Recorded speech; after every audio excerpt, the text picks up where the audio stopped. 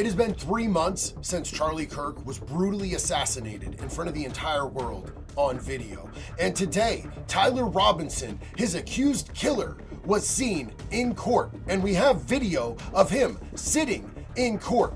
Now, personally, I do not believe the FBI narrative that he was a lone shooter in this situation. There are way too many things that don't make sense. But what I do want to do is an analysis off of his body language, his posture, and his demeanor as to what I think is going on with him while he's sitting in court. My name is JD, and I am a person who was a career criminal for 20 years. I have 58 felony convictions on my record. I have gone to court, and I have fought and won in trials where I was absolutely guilty of the charges. So I'm going to be giving you inside scoops as to what might be going on inside this person's head as he acts the way that he acted in court today. Buckle up, you guys, because we're about to go deep on this one.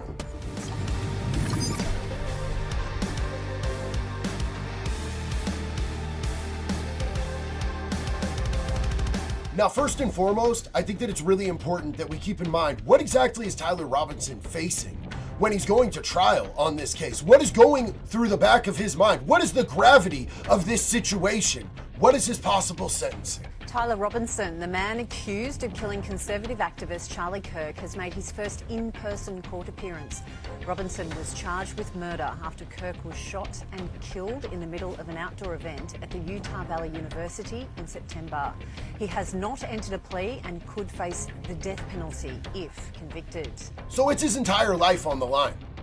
It is entirely a death penalty case, and there's a high likelihood that they would give him the death penalty in this situation because of how deeply this has affected our nation, how deeply this has affected our politics. I think that if they came back, if he gets found guilty with anything less than a death penalty in this, that there would be serious blowback from the people of America. Whether you love Charlie Kirk or you disliked Charlie Kirk, whether you're indifferent to Charlie Kirk, the impact that this has had on our nation is clear. And the message was clear. This was an act of terrorism.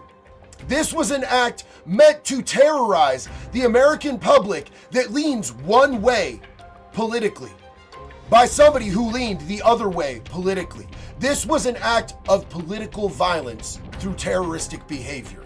So I want you for a second to just close your eyes and imagine that you are an innocent man and you are facing the death penalty for a crime that you didn't commit.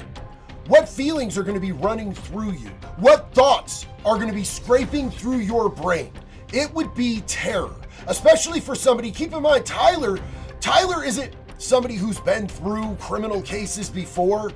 Tyler isn't like an accomplished criminal. He's not a veteran at any of this.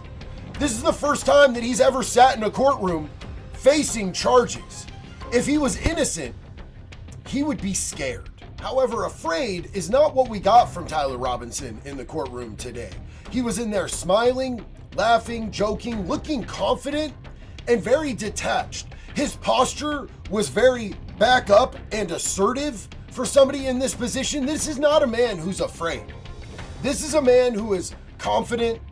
This is a man who is detached from the situation, and the reality of the situation is for somebody to commit a crime this heinous, this disgusting, this disturbing, to literally go out and take a man's life in such a brazen way takes detachment.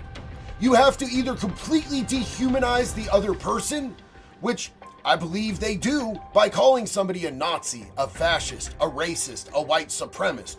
Or you have to completely detach yourself from your own morality, which is something that these people do on a daily basis, to follow a narrative that defies common sense and morality itself. And that's what we saw in the courtroom today. I mean, literally look at the expression on this dude's face and ask yourself this question.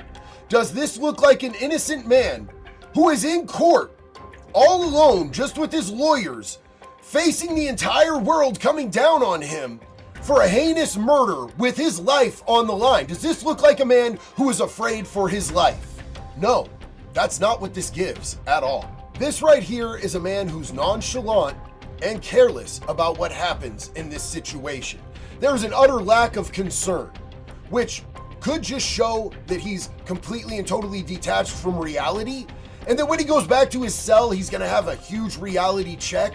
Maybe this is just him getting out of his cell and he's like, yay, I'm not sitting in the same cell anymore and I'm actually getting human interaction, because I do believe that he's on solitary confinement, like 24-hour a day, no interaction except with correctional officers, lockdown.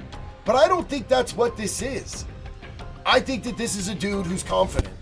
I think this is a dude who made a decision that he was going to do something, and he had convinced himself that he was doing the right thing so heavily that this just doesn't matter to him anymore, and that he's just going along for the ride. Now, this is going to be a big problem for Tyler, because if you're a juror and you're sitting there and you see the contrast of a man getting his throat blown out, they're going to see the assassination tape in 4K on a big screen in there.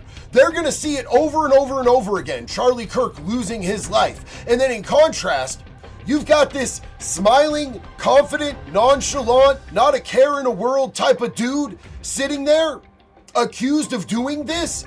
It's going to give you some ooky vibes, bro. It's projecting the wrong fucking thing. But you also don't want to look like you're terrified, because that could say guilty as well. Let's check out another expert's analysis on this and just see what their take on it is. The most chilling aspect for many people watching this trial is likely to be the demeanor of the defendant. People who are responsible for these types of heinous crimes often do have this detachment from the gravity of what they are accused of doing. You don't commit crimes like this if you... And look at him just chopping it up with his attorney. He's super comfortable in this environment. For somebody who's never been to court before and never dealt with a trial like this, he seems like he's ready to go. You are weighted down heavily with the moral implications, at least in most cases. Now, they still have to prove that he's guilty. Now, I personally do not believe the FBI narrative. Not for a second. I haven't since the very beginning, and I think that we've seen enough proof, if you've been paying attention, to what the actual damage of a 30-06 would have done to a human neck, as opposed to the video that we all saw of Charlie Kirk getting murked, just getting slimed out in 4K. That's not what a 30-06 would have done. But I will say this, after watching Tyler Robinson in court, I don't doubt for even a second that he had involvement. I don't believe this was a lone gunman.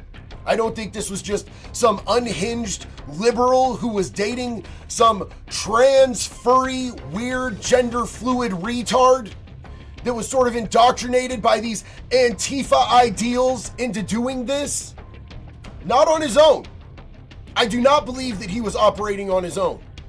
But I 100% do believe that he was involved. But I want to know what you guys think. Let me know down in the comments. We are going to be live streaming as this case progresses. But I wanted to make sure to jump in here and give you guys my just analysis of watching him in court so far. It's pretty damning.